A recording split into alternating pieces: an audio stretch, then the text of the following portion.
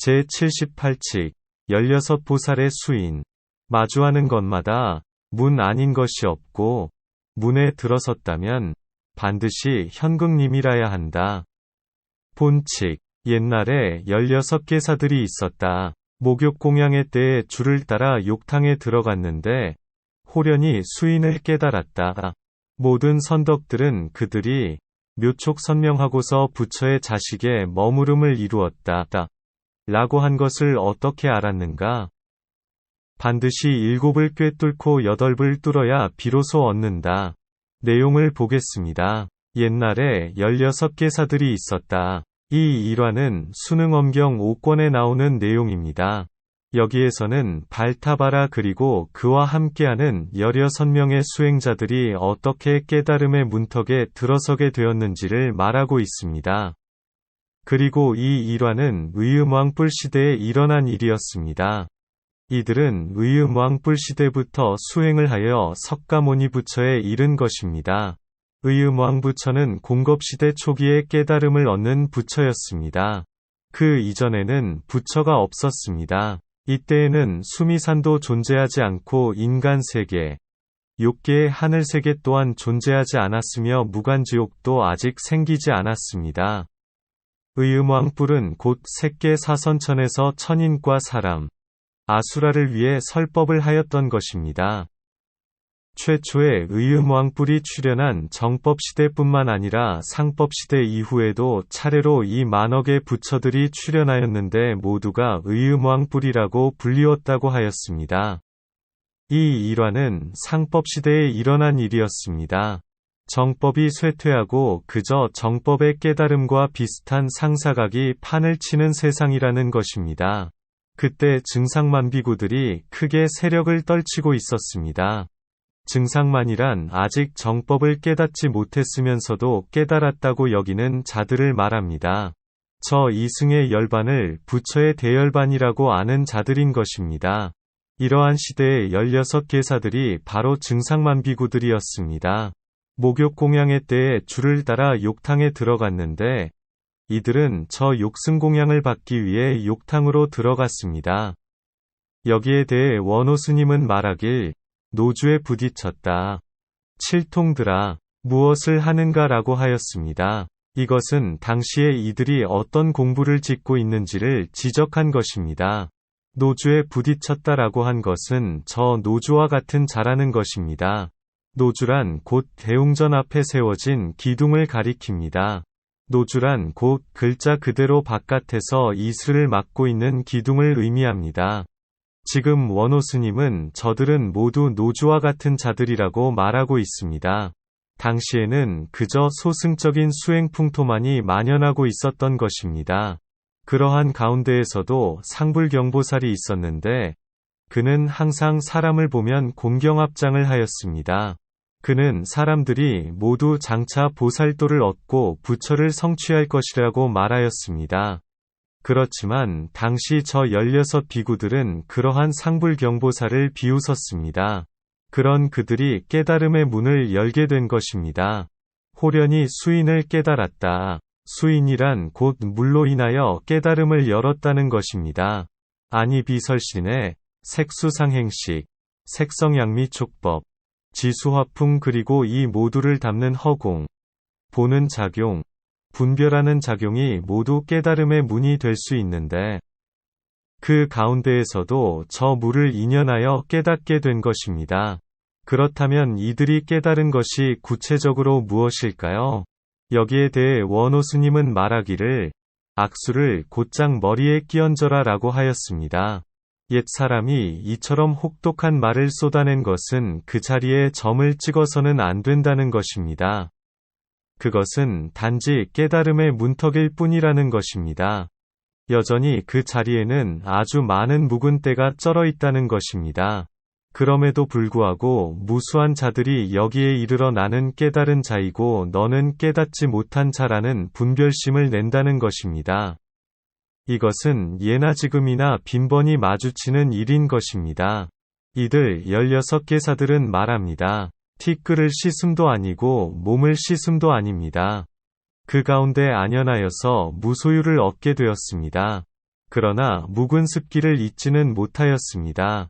마침내 지금에 이르러 부처님을 따라 의지하여 출가를 하게 되었는데 부처님께서는 무학을 얻게 하셨습니다. 여기에 대해 하나하나 살펴보도록 하겠습니다. 티끌을 씻음도 아니고 몸을 씻음도 아닙니다 라고 한 것은 곧 이승의 깨달음과는 다르다는 것입니다. 티끌이란 곧 육진을 가리킵니다. 눈에 보이는 것, 귀에 들리는 것, 이 모두를 티끌이라고 부른 것입니다. 지금까지는 이것들이 구름이 달을 가리듯이 깨달음을 장애한다고 여겼다는 것입니다. 그런데 지금에 와서 보니 아니더라는 것입니다. 이 깨달음은 저 티끌을 씻어내고서 얻는 것이 아니라고 말하고 있는 것입니다. 저 육진의 경계를 모조리 쓸어내 버리고서 얻는 것이 아니라는 것입니다. 다만 저 6가지 티끌에 망념을 짓지 않았을 뿐이라는 것입니다.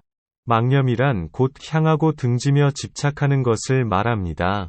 그리고 다시 말합니다. 몸을 씻음도 아닙니다. 여기에서 몸을 씻음도 아니라 고한 것은 곧 모든 허상을 씻어내고 얻는 공한 도리도 아니라는 것입니다. 이는 곧 소승이 말하는 공도 아니라는 것입니다. 그 가운데 안연하여서 무소유를 얻게 되었습니다 라고 한 것은 오직 이것을 잘 간직해왔다는 것입니다. 행주좌와에 항상 이것을 간직했다는 것입니다. 무소유를 얻게 되었다는 것은 곧 저 양변에 떨어지지 않게 되었다는 것입니다. 번부의 깨달음, 성문의 깨달음에 머물지 않았다는 것입니다.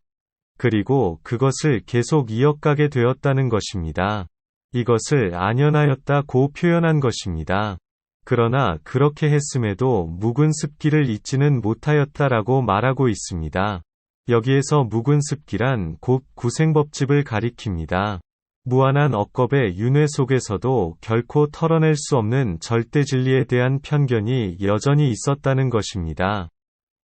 금생에서 보고 들은 왜곡된 진실은 저 깨달음의 문턱에 들어서자마자 곧장 떨어져 나갔지만 이 구생법집은 그렇게 되지 않았다는 것입니다. 바로 이런 이유 때문에 원호 스님은 더러운 물을 머리에 끼얹어라 라고 한 것입니다. 이런 자들에게는 모욕을 주어야 한다는 것입니다. 수치스럽고 부끄럽게 만들어야 한다는 것입니다. 그것으로는 어림도 없다는 것입니다. 어찌 원통의 깨달음을 말할 수 있겠느냐는 것입니다. 그러기에 중도보살행을 다시 닦는 것입니다. 이것을 선에서는 7을 뚫고 8을 꿰뚫는다고 말하고 아침에 3000방망이 저녁에 800방망이를 말하는 것입니다. 저 16개사들은 다시 오랜 윤회를 거쳐 마침내 석가모니 부처에게 출가하여 수행을 하고서 비로소 무학의 경지에 이르게 되었습니다. 여기에서 말하는 무학이란 먼저 부처의 가르침을 배우는 과정을 거치고서 더 이상 배울 것이 없는 경지에 나아간 것을 말합니다. 더 이상 부처의 가르침에 의심이나 의혹이 없다는 것입니다. 가르침을 낱낱이 꿰뚫었다는 것입니다. 이 무학은 소승불교에서 말하는 무학아라한과는 다르다는 것을 알아야 합니다. 여기에서 말하는 무학이란 곧 저 불보살의 가르침을 깊이 꿰뚫었다는 것을 의미하는 것입니다. 저 방편바라미를 두루 통달했다는 것입니다. 여기에 대해 옛 사람은 다시 물음을 제기하였습니다. 모든 선덕들은 그들이 묘촉 선명하고서 부처의 자식에 머무름을 이루었다라고 한 것을 어떻게 알았는가? 모든 선덕들이라고 한 것은 여기에 모인 자들이 모두 선을 참구하는 자들이기 때문입니다. 묘촉이라고 한 것은 곧 이것이 번부가 감촉하고 이승이 감촉하는 것과는 다르다는 것입니다. 이 묘촉을 선명했다고 한 것은 곧을 부처 앞에서 말할 수 있게 되었다는 것입니다. 부처의 자식에 머무름을 이루었다라고 한 것은 이들이 비로소 십지 보살의 지위에 나아갔다는 것입니다. 처음 환희지를 맛보고 다시 차례로 10가지 지위를 밟아가게 되었다는 것입니다. 여기까지를 거론하고서 다시 옛 사람은 묻습니다. 이것을 그대들은 어떻게 알았는가? 이 자초지종을 알겠느냐는 것입니다. 수행에 있어 무엇이 앞이 되고 무엇이 뒤가 되는지를 알겠느냐는 것입니다. 이 묘촉에 대해 어떻게 이해하느냐는 것입니다. 반드시 7을 꿰뚫고 8을 뚫어야 비로소 얻는다. 7을 꿰뚫고 8을 뚫어야 비로소 얻는다라고 한 것은 불보살의 가르침에 한 터럭이라도 의혹이 남아서는 안 된다는 것입니다. 여기에 이르러서는 반드시 불보살의 지혜를 깊이 살펴야 한다는 것입니다. 만약 그러지 못하다면 그저 한 토막의 진실에 그칠 거라는 것입니다. 오늘날 선객들은 이것을 크게 간과하고 있습니다. 언어도단을 그저 경전을 보지 말라고 한 것쯤으로 여길 뿐이라는 것입니다. 잘못된 수행 풍토인 것입니다. 언어도단이란 모든 방편의 가르침을 꿰뚫고 거기에 머물지 않고 지나가라는 것입니다. 왜냐하면 거기에 바로 달마의 조사선이 있기 때문입니다. 그저 가르침을 멀리하고 입을 닫는 것이 아닌 것입니다. 저 16개사들이 깨달은 그 자리가 곧 언어도단인 것입니다. 그리고 반드시 7을 꿰뚫고 8을 뚫어야 비로소 얻는다라고 한 것을 기억할 필요가 있습니다. 이것을 거치지 않고서 어찌 불법이 눈앞에 현전하는 것을 볼 것인가? 어찌 하나의 구절을 꿰뚫으면 100천의 구절을 꿰뚫는다는 것을 감당할 것인가? 저 16개사들이 묘촉을 얻음은 흡사 도려이니 아이를 잉태한 것과 같겠습니다. 여기에 대해 설두 스님은 노래하였습니다. 송, 이를 마친 납승은 하나도 보이지 않으니 긴 침상 위에 다리 펴고 눕는다. 꿈속에서 일찍이 원통을 깨달았다고 말하는데 향기로운 물로 씻었어도 곧장 얼굴에 침을 뱉으리라. 하나하나 살펴보도록 하겠습니다. 이를 마친 납승은 하나도 보이지 않으니 설령 저 묘촉처에 이르렀다고 해도 아직 일이 끝난 것이 아니라는 것입니다. 그것은 이제 막 들어가는 길을 얻었다는 것을 의미한다는 것입니다. 여기에 대해 원호 스님은 말하기를 지금 여기에 어떤 사람이 있다면 아침에 3천을 후려치고 저녁에 800을 후려치리라. 금강권에서 뛰쳐나와라. 하나도 없구나라고 하였습니다. 비록 깨달음의 문턱에 들어섰다고 해도 여전히 무명이라는 근본 번뇌를 끼고 있다는 것입니다. 그러기에 아침에 3천을 후려치고 저녁에 800을 후려쳐야 한다고 하는 것입니다. 저 금가루가 무면과 뒤섞여 있다는 것입니다. 따라서 반드시 정제하고 재련하는 과정이 필요하다는 것입니다. 금강의 울타리라고 한 것은 저 무명이란 억겁의 윤회 속에서도 부서지지 않는 망념의 굴레라는 것입니다.